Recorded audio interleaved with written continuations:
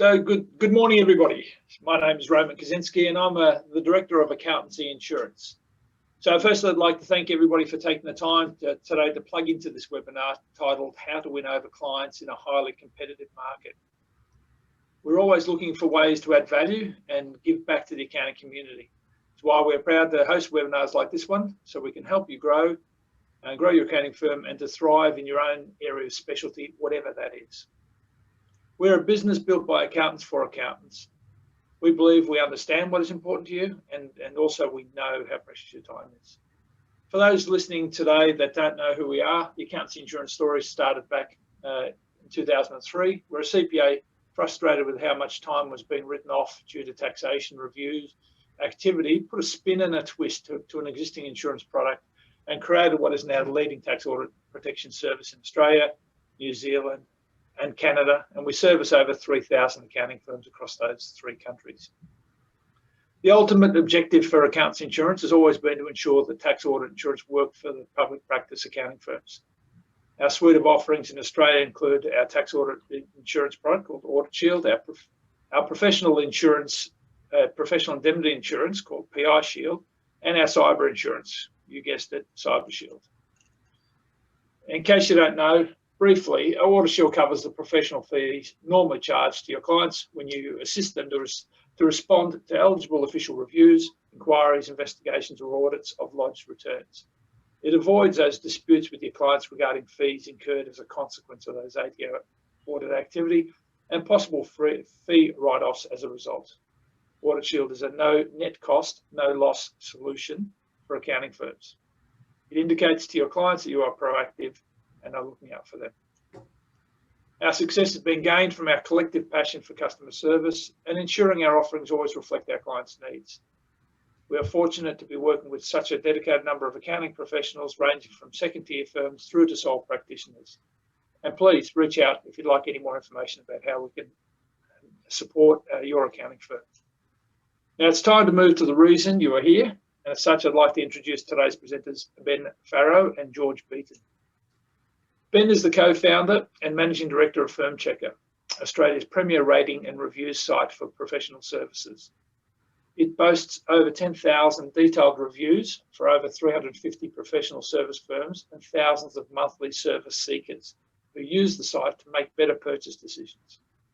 Ben has degrees in commerce and law from the University of Melbourne and takes an analytical but big picture approach to marketing. George has guided Beaton's clients through a wide variety of strategic decisions in his 30+ years as an advisor and researcher. His background in business school teaching, combined with his work in professional service firms, public and private companies, universities and governments, gives him deep insight into the challenges and opportunities that leaders and their organisations face.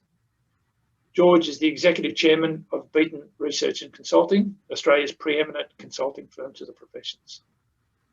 I welcome you to sit back, ignore your emails on that other screen, and enjoy what these guys have got to deliver to you today. Over to you, George. Thanks, Roman, and thank you for the introduction. And just to add to what you've said about Accountancy Insurance, we really appreciate the support you are giving, both moral and in encouraging firms to enter, more of which later. Today, participants, we're going to cover these 5 topics, including the 6th one about what Accountancy Insurance is offering you. The whole thrust of this is about your clients and the pipeline that you have in your businesses and how to be smarter using the research evidence we have from your clients in managing that pipeline. Thanks, Ben. If you think about the buying cycle, in other words, put yourself in the shoes of your clients. Thanks, Ben. The clients move through from the left to the right-hand side of this chart, a series of steps, not necessarily always consciously moving through them, but this is what happens in the clients. I have a need and I become aware of that need and the need to find a way to satisfy it, either by doing it myself or finding a professional advisor. Next question is, who do I consider? which starts with who do I know of, or how do I find out about the options I've got. And as I go through that part of it, I form a short list and then engage an advisor who then onboards me, or should onboard me properly. And then you move into the pale blue part of the chart where the service is consumed from the accounting firm or the accountant. And as that consumption of service proceeds, your client forms and evaluates what they're getting and how they feel about it. And then towards the end of the cycle on the right, they have got a bunch of things they can do. They can talk about you to others, say well of you or say badly of you. That builds your reputation. You see the cycle there. They can come back to you for more work, whether it be routinized compliance work or special project work. Or they can decide, well, it wasn't so crash hot experience, and switch and go back and start again, the consider cycle. So where your reputation, which is your brand, influences this, is shown, and where your own personal selling and business development efforts influence this cycle is also shown in this chart. So how do you build awareness? Convert that to consideration, trial or any use, and convert that in turn into regular most use of you. This is real data from some of the Beaton research that we do. It is a real mid-sized accounting firm's brand funnel. And in this particular market, you will see that 2/3 of the respondents in our research are aware of the name of this firm. And that then enables this firm to be considered. If you're in the 34% in the top bar, you won't be considered because they don't know who you are. They don't recognize your name and they won't consider you. Of the 66%, you'll see that 13% of the surveyed respondents consider the firm. So a small fraction of those aware will consider. And essentially 1 in 10 will consider you. Oh, is that good, bad, or different? We'll talk about that. Of those who will consider you, how many will give you trial? And this firm's doing really well. 1 in 2 give them a crack at a piece of work. Give them a job to see how well they do it. And of those, only 20% come back for more and use the firm regularly. So this firm has got a strength in converting consideration into trial or any use, but is really poor at converting any use into most use, and has got an awful lot wasted in its awareness that is not considering. So what that says to us is that the brand promise in awareness is not attractive, is not differentiating, is not standout, causing consideration. So if you think along the lines of this funnel, where are the opportunities to do better? And what notionally for every firm in the meeting, in the webinar today, whilst you won't have this precise data, you can think this way and think about where can we do better and what are the tools for doing better, which is the thrust of this seminar. Thanks, Ben. Thanks, George. So what we'll do from here is we'll step throughout the funnel and look at some of our data and also some of Beaton's data, which is illustrative of what you should be focusing on at a high level without reference to data on your own firm. It's what clients care about most at each stage of their journey in terms of becoming aware of you, all the way through to using you as their primary provider. What are the things that you should focus on to really hit the spot for most clients? And we'll start with awareness, because that's obviously where it all starts. It mightn't be necessarily the most important thing for your individual firm. That depends upon where in the marketing funnel you might be falling short. But it is obviously fundamental. In order to get people through your door, people need to know who you are. And before I go to that chart, actually, I might just start with a poll, and I'll launch this poll now. So where, for the people who are participating in this webinar, where do you get most of your new work? Where do you think most clients actually hear of you? So everybody should tick a box.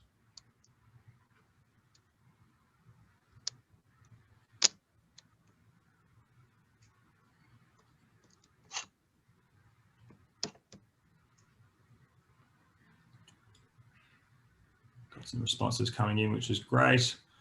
We'll just get a little snapshot. I'll give everyone 10 more seconds to vote.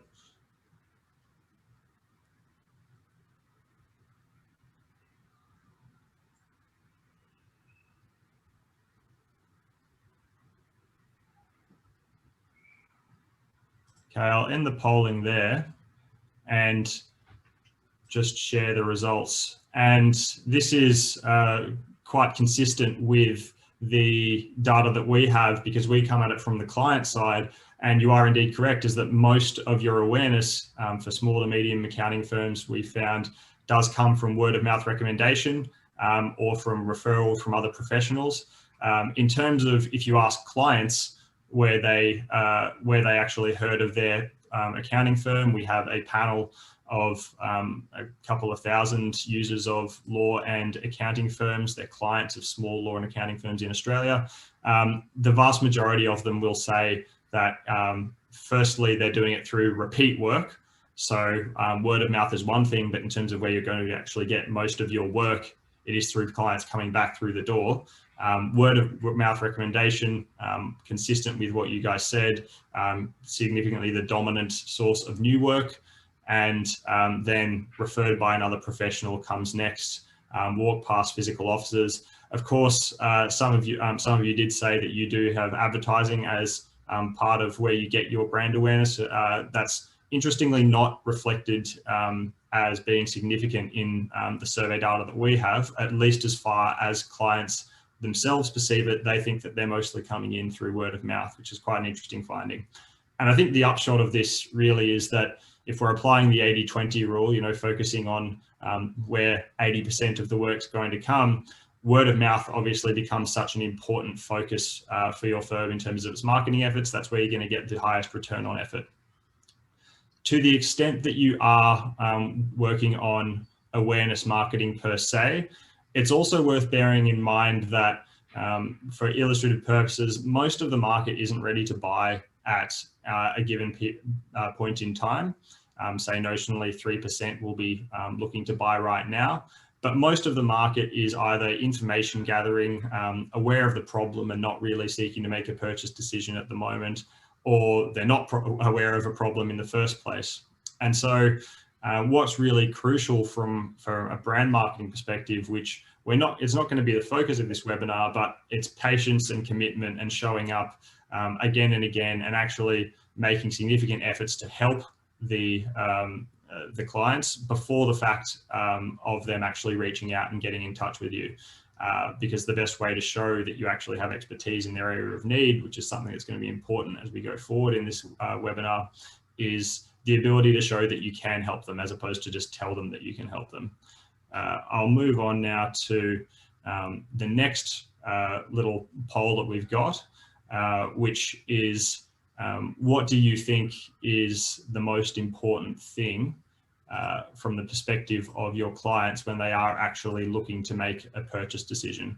I'll just get your input there as well, and then again we can compare it with the data that we've collected from clients, both from Firm Checker and the surveys that we've done, also from the Beaton research and consulting data, which has been replicated over the course of a decade from thousands of respondents.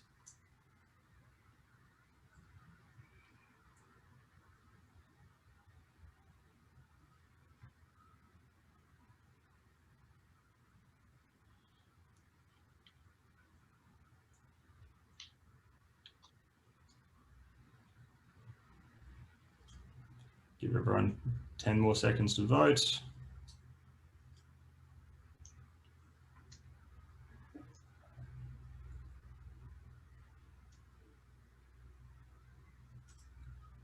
Okay, so that's unanimous. It is the judgment of experience in the client's area of need, and that's certainly on the money in terms of what our data suggests. When we do speak to people in person, people can often use price as an excuse. But if we go to the next slide, and I'll compare these results with what our data suggests. George, perhaps you can go through the drivers of purchase decision, which we've seen in Beaton and FirmChecker's data over a long period of time. Thanks, Ben. Do you want to just close the poll? Sure. Thank you. Poll results, should I say. Thank you very much. So as Ben has indicated, this is what the clients are saying to you, drives their decision to use you, and indeed drives their decision to keep using you, and their willingness to say good things about you in word of mouth to friends and business associates. Outstandingly is understanding your needs, and those needs come in two kinds. Your functional needs, I have a dispute with the State Revenue Office or Australian Taxation Office. It's a pretty tangible dispute. Can you help me reduce what I'm being asked to pay, what the demands are, what the penalties are? That's a functional need. But there's also an emotional need. Do I feel supported? Do I feel heard? Do I feel you care? So needs have got two dimensions, and in many professional services areas, like other services in life, having a haircut, for example, the emotional need is often greater than the functional need. Because the functional need is pretty routine, the client understands what you're doing, understands what their need is, understands their chance of success or otherwise, and therefore the emotional needs transcend. And you see this in all professions, medical profession, legal profession, and certainly in the accountancy profession as well. So number one. Number two, do they have experience, do you have experience in their area of need? Do they believe that? How do you demonstrate that? Is that through testimonials? Is that through case studies? Is that offering them reference sites if it's a major project in their lives, they're selling a business? Well, what other businesses like this have you sold? What was the price realized? What were the terms realized? What were the restraints of trade negotiated? Do they know, in your case in the accountancy profession, who's the most appropriate lawyer, where a lawyer is also needed in the transaction? So how do you demonstrate that you have experience in the area of need? So you've understood it, but can you do it? Have you done it? How well have you done it? What have the outcomes been? Where has it gone well? Why has it gone well? Thirdly, is your technical expertise. You are a CPA, you are a chartered accountant, you have 15 years technical experience. And unless proven otherwise, most clients believe you're technically expert.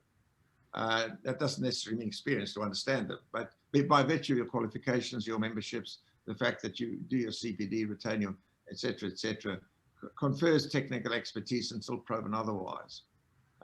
This becomes an issue where junior staff who are less experienced are on show or handling something on their own, and the need for the supervisor to be looking over their shoulders, ensuring the technical aspects are well executed. Then comes a service dimension of reliability. Do you say what you do what you say you're going to do? I'll have it to you mid next week. Do you deliver by Wednesday at the latest next week? Or do they have to contact you on Friday and saying, I'm waiting? So that's a driver, as is the sibling of reliability, responsiveness. How long does it take you to return a phone call is a part of that as well. And then falling right away, communication skills, and two aspects of price. One is the price level or the price point, the dollars that you quote them, and the sticker price on the invoice they will receive, their previous experience of that sticker price for a routine piece of work, an annual tax return, for example. So price there in red is the price level, the price point, and do they regard that as high, medium, low, reasonable, unreasonable? The second aspect of price that is equally important is the fee structure. Is that based on time, that price, or is that based on a fixed arrangement or a contingency arrangement. So fee structure goes to time-based or other ways of striking a price, including fixed contingency, hybrid prices, value-based pricing, and so on. So you'll see that price comes up at the bottom of the pile.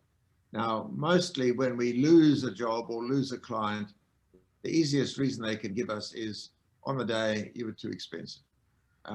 All the research shows that's the easy answer to give, the irrefutable answer to give, and they don't tell you the real story, which lies in reliability, technical expertise, experience, or understanding of your needs.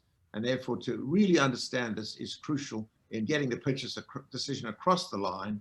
And where you have been unsuccessful, listening sufficiently carefully and debriefing, why didn't we win the job? Why have you left us? Listening to things other than price. Thanks, Ben. And George, I think another interesting point as well that just goes to your point about price. While people might say it's price at the point of purchase, it's actually not, because Beaton's data over a long period of time, as I understand it, indicates that over 80% of clients say that they've chosen more expensive firms than alternatives. So clearly, in terms of behavioural data, it does show that people will choose more expensive firms. And often it can actually provide that sheen of being reassuringly expensive, as opposed to sort of cheap and, you know, there must be something wrong, basically. Yeah. Yeah.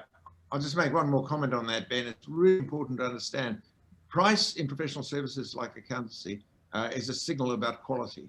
In the same way as price in a department store is a signal about the difference between a t-shirt with a $60 sticker on it and a $10 sticker on it. That's cheap and cheerful, mass-produced t-shirt at $10. There's some prestige, there's some better quality in the fabric, better stitching, better washability at $60. Price plays what is called a heuristic role. It is a signal about quality. Now, not for every client, but for the majority it is, and not for every work type, but for the majority of work types it is. So discount at your peril is one of the morals of this story. Thanks, George. And just another, while we're talking about the point of consideration as well, increasingly we are seeing that most clients will look at online reviews before the fact of making a purchase decision, independently of whether or not they were referred by word of mouth. So when we asked our panel of buyers of law and accounting services, how did you hear about your accountant? Most of them were saying by word of mouth. And then we said, did you check reviews of them? And over 80% of them actually said yes. Now, this was about 80% in accounting from our accounting respondents. From law respondents, it was actually well over 90%, which was quite an interesting discrepancy. So I think a key point is that making sure that your online presence ticks all of these boxes is super important. And just ways that you can do that is by reducing buying frictions through being proactive about building up your online presence, showing that you've got expertise in clients' areas of need, showing that you offer fee structures that work for them, that you provide good value, that you're reliable, and providing that social proof up front so that clients aren't having necessarily to go and look for it. And that's something we have designed Firm Checker's tool around that, because based upon this research, we think, you know, what are the key ways that we can help firms reduce that friction? And if you remember from the funnel of 63% of people being aware of this mid-sized firm going through to something like only 15% of them actually making that purchase decision, it would be very helpful for them to have more proof points at the point of purchase to show that they're ticking the boxes that clients really want. Independent of just price, because the easy answer for them, of course, is we were too expensive, or you know, they found a cheaper offer. That doesn't necessarily reflect reality. So we do provide some helpful tools to enable you to address that issue. And just, I'll throw over to you again, George, around how important boosting word of mouth is, because of course, with 80% of work really coming from either repeat work or from word of mouth, clearly client satisfaction is going to be one of your biggest marketing tools. I might get you to talk about that a bit more. Thanks, Ben. Yes, just think about it. You've got a very happy client, you've got a good result, you have a good relationship. and they walk out your door and may never say anything about you to anybody. And you're the loser in that case. So you should be asking for referrals, particularly if you know your client is very happy. Would you mind recommending us to others? And when we watch firms doing this or do this ourselves, no client ever says no. They're flattered. If you pick a happy client to ask that question, or if you kind of pop the question, no client ever says no. They feel flattered and will do it. They will go out and personally recommend you where they are asked or where they think their opinion may be worthwhile to a friend, a relative, a business associate, somebody they meet in the bar. So that idea of recommendation and prompting it and understanding it has given rise to what we now know as the Net Promoter Score, made famous many years ago outside of professional services and now becoming mainstream in professional services. And this is based on a simple question. Would you recommend ABC firm to a friend or business associate? And the rating scale goes from 0 to 10. 0, not on your Nelly, I would never do that. Up to 10, absolutely, I will recommend them. Then you compute that score by taking the percentage of those giving a 9 and a 10, the green smiley faces, which we call the promoters, and subtracting from them the red scowler face, which are the detractors. And we leave the 7s and 8s, those who sit on the fence, the passives, out of the calculation. And the Net Promoter Score there all becomes, does the green percentage exceed or fall below the red percentage? Now, we know in professional services that really, really well-performed firms get a plus 60 or a plus 50 or a plus 30. But there are plenty of firms who fall below 0. In other words, are in the detractor space, where their score is the reds outnumber, the percentage of reds is outnumbers the percentage of green. So this is technically how we compute this score, but the implication of it is massive. And many of us now will have seen at the store at the 7-Eleven at the fuel station, they have a little, please rate us, and you press a smiley face, and that then goes back online and calculates for that store, that time of day, what Net Promoter Scores are we getting? And it's a tool that's now rampant in consumer services, as we will have seen. But it is equally applicable notionally in your businesses, in our businesses. Would you be recommended? Because if someone's not prepared to recommend you, it says that you're doing something wrong. You're doing something wrong. And if they're only giving you a 7 or 8, you're not doing everything right. So we should be striving to get scores here in the questioning, in the 9s and the 10s. Raving fans, we'd call them. We might talk a little bit about what actually drives recommendation, and both Beaton and Firm Checker have got really interesting data on the key things that do result in people actually saying, yes, I would recommend this firm. We just did this through regression analysis. What were the different attributes of a basket of different attributes that move the needle most on people's willingness to recommend you. And interestingly, these are quite different to what people are saying is the biggest driver of their purchase decision. And I think that that's a really key point throughout this. What people want at the point of purchase, understanding of, a demonstrated understanding of your needs, expertise in the area of need, that becomes relatively less important when people are actually assessing a firm, and that switch is really important.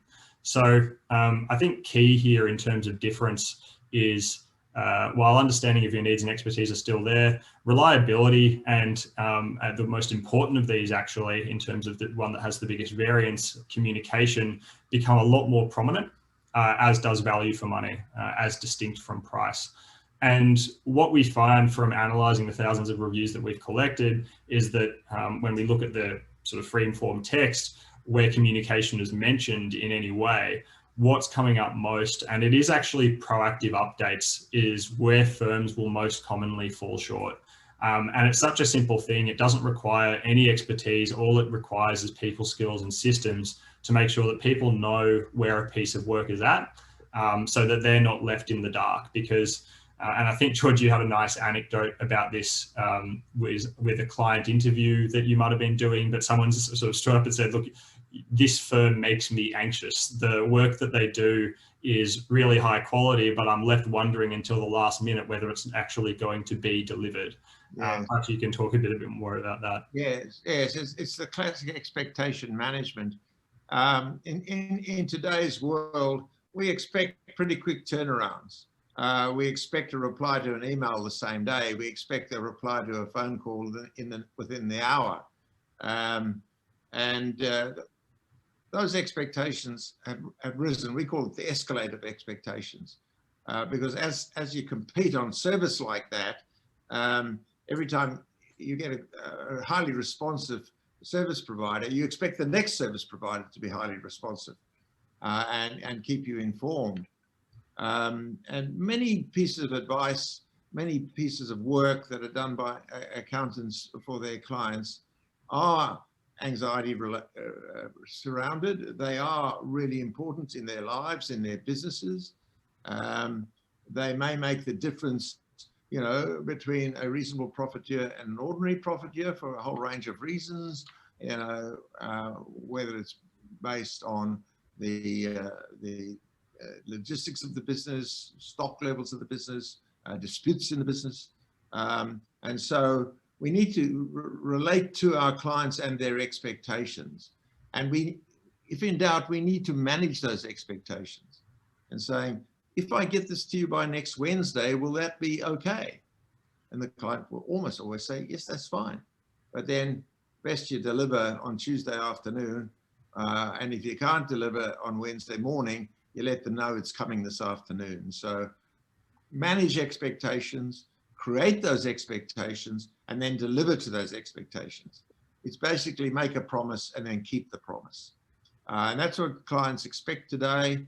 One of the biggest complaints received from clients is failure to manage and meet expectations.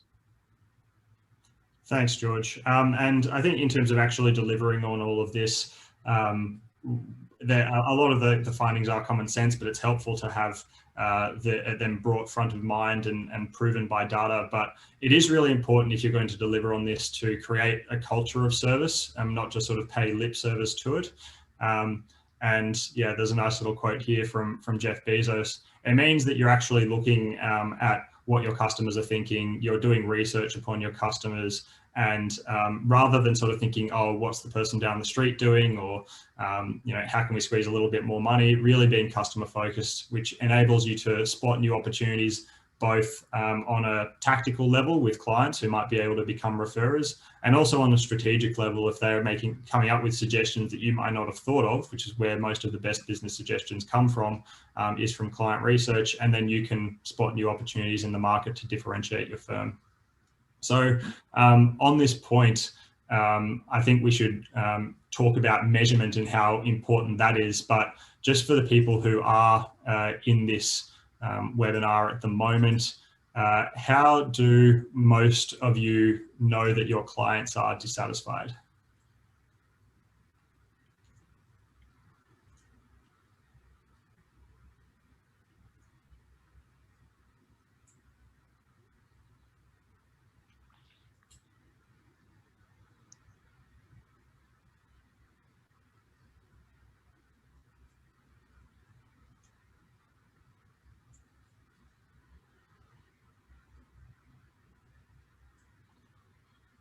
Just give everyone another 10 or so seconds to complete the poll. You can tick more than one box, except obviously the bottom one.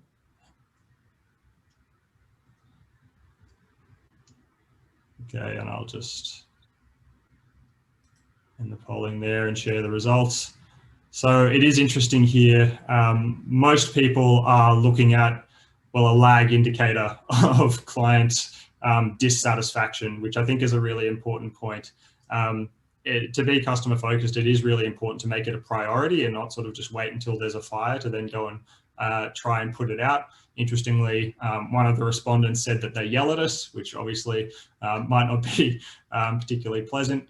Some people ask to their face, which is great. I guess the issue with that is that there can be some sponsor bias that's associated there, as in if you ask your best friend,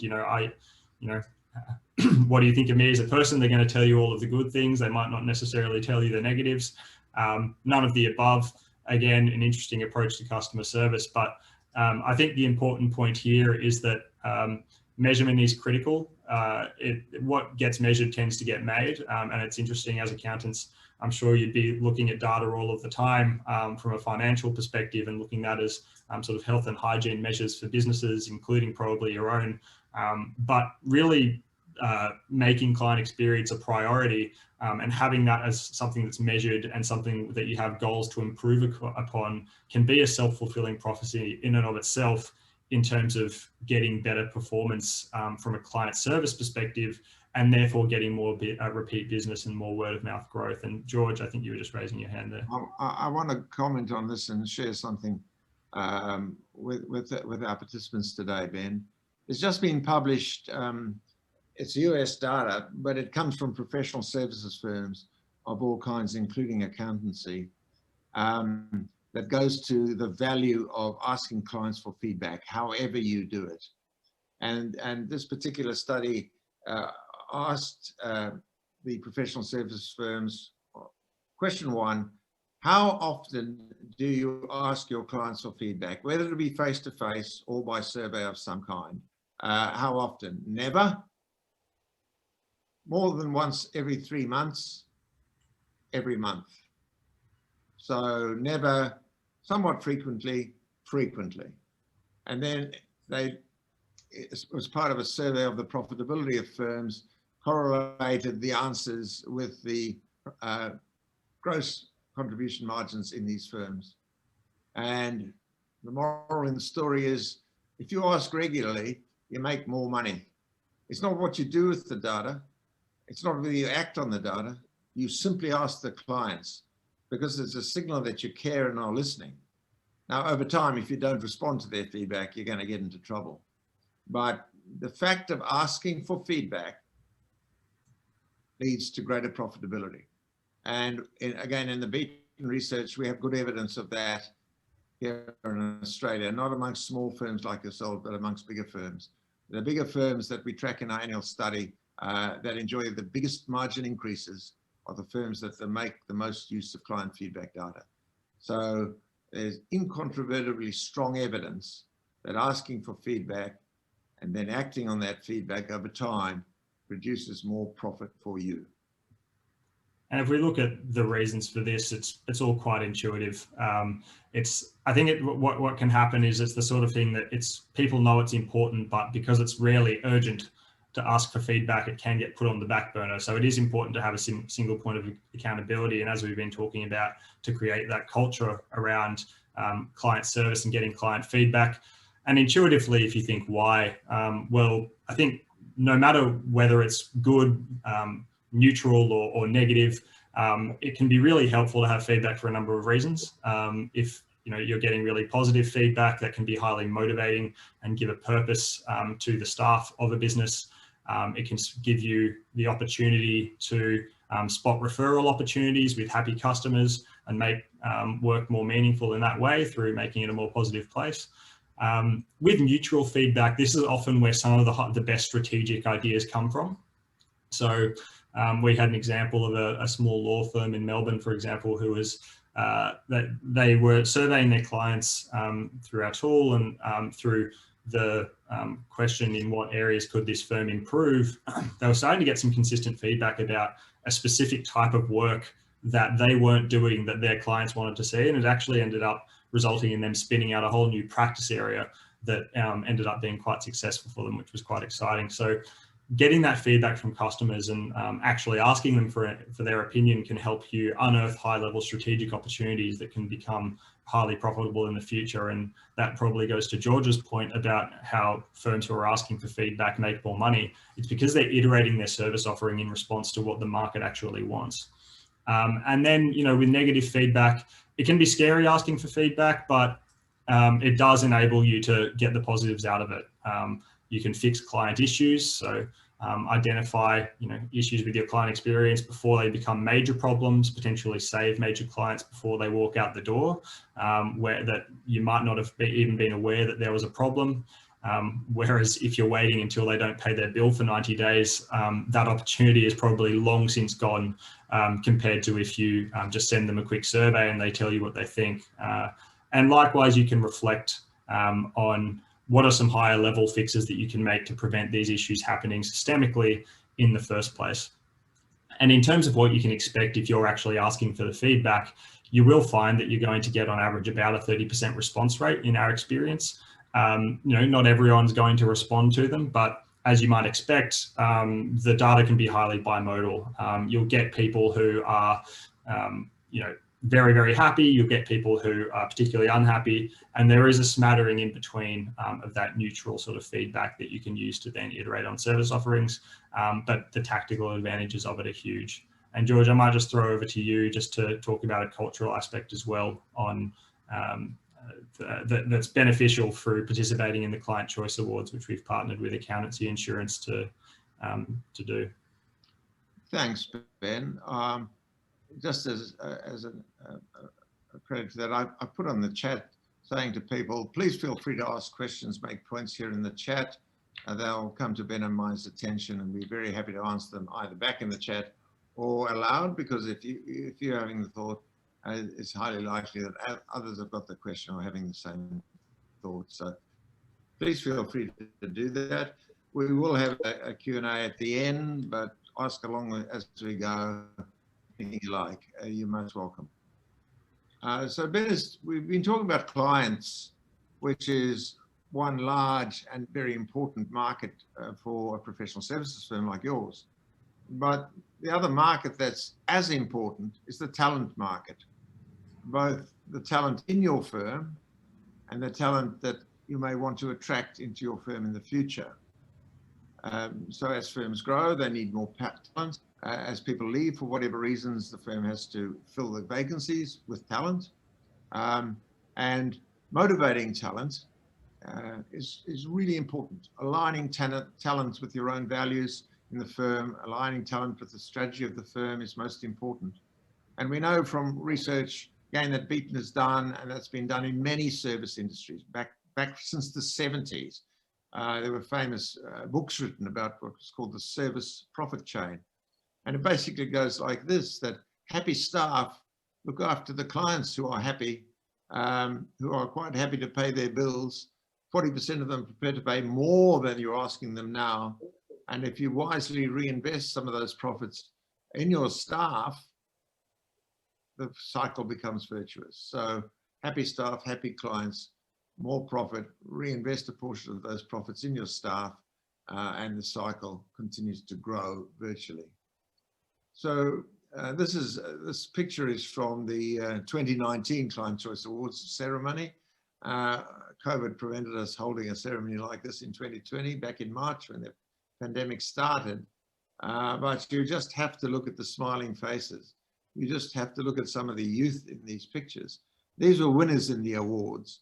And we know again from our research that winning firms have particularly happy, motivated staff.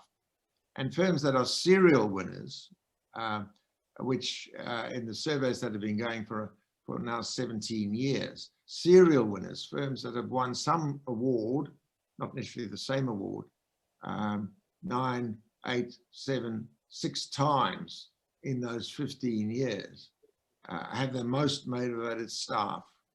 And when we survey why that is so, they tell us that these awards contribute to the other things that the firm is doing to motivate its talent, develop its talent, enable talent to develop their careers in the firm, and share in the rewards of the firm. So team motivation is a critical part of building a service culture in a professional services firm. That, again, as I said, is not rocket science, but you have to ask yourselves, do enough.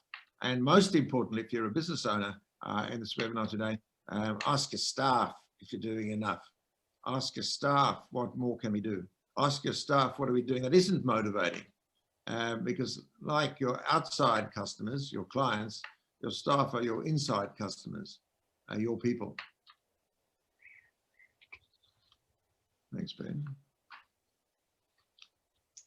So what's different about the Client Choice Awards? As you would well know, as in most professions, there are plenty of annual awards. You know, Managing Partner of the Year, Deal Maker of the Year, you know, Young Gun of the Year. These awards, we're not knocking, but they are based on either judging panels or self-nominations.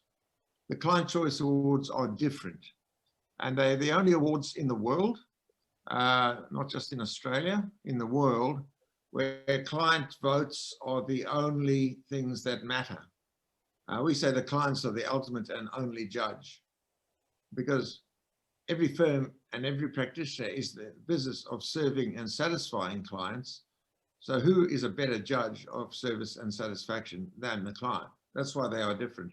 And you see here a range of testimonials from firms like yours, from larger ones like Manjot to small ones like Propeller Advisory, and in between from all over Australia, who are saying what it feels like, what it does for them to be a winner. All of these were winners in either 2019 or 2020 in the Client Choice Awards in the accountancy categories of all sizes.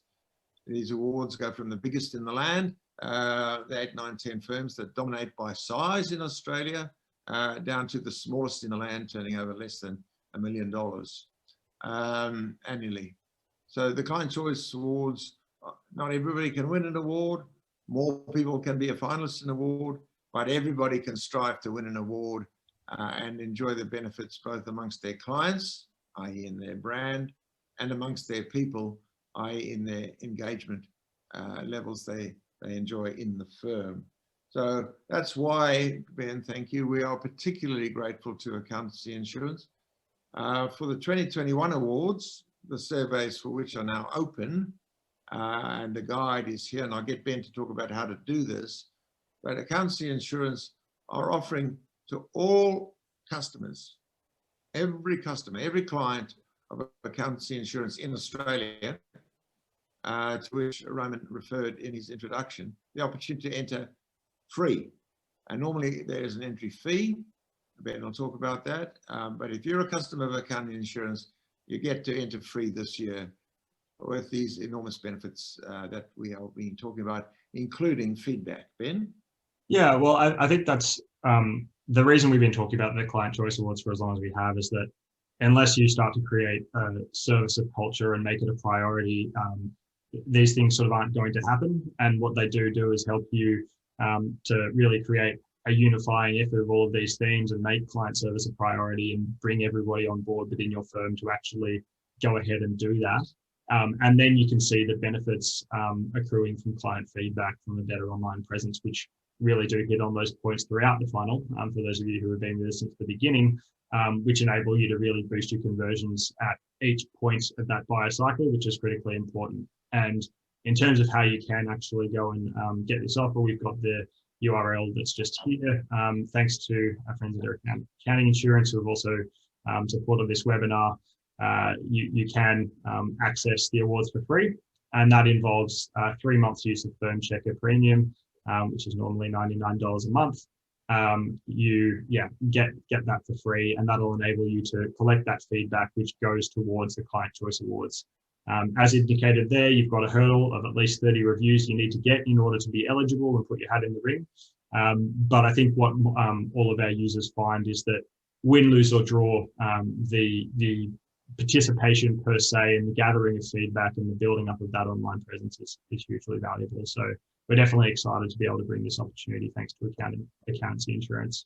And I might just throw over to Roman to wrap things up. No worries. Thanks, Ben and George, for what you've gone through today. So it's been pretty good. So just some quick takeaways that I got out of today's session. Pretty much the concept of excuse me, the concept of the brand funnel. So it's interesting in the simple explanation of how it works, and the reminder, obviously, that awareness marketing is repetitive. It's not just one-off. The drivers to purchase were sort of the top one, being that understanding of the client needs. Reviews are becoming a way of life at the moment. We only have to look at it now. So when we're purchasing, so that's an important takeaway. I think that's been delivered and talked about. Positive and negative feedback leads itself to better margins and better profitability. So that was really good. And that last point about the focus on clients, but also the staff. Thanks for the content on that. As far as the awards go, we can only encourage and recommend that people jump on board. There's plenty of categories that you can fit into, so it doesn't matter what size firm you think your firm is. There's plenty of categories in there to participate in the awards. I think, as George was describing on that testimonial page. So I'd like to thank the guys and thank you for your attendance. Back to you, Ben.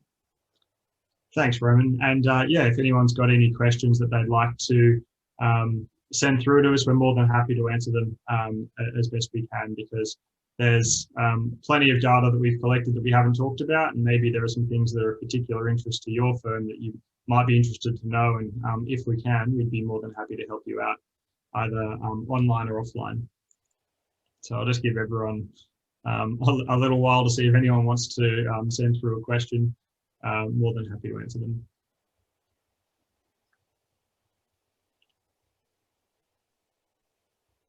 It looks like that's it. I can't see any coming through. What I'll do is I'll send through my email address to everyone who participated in the webinar, and more than happy to ping me with any questions that you might have. But once again, we'd just like to thank you everyone for participating, for coming along, and yeah, hope you have a good day and enjoy the rest of your Thursday. Is there anything else you wanted to touch on, George? No, just thanks again to everybody, including Roman and James at Accountancy Insurance. Thanks very much.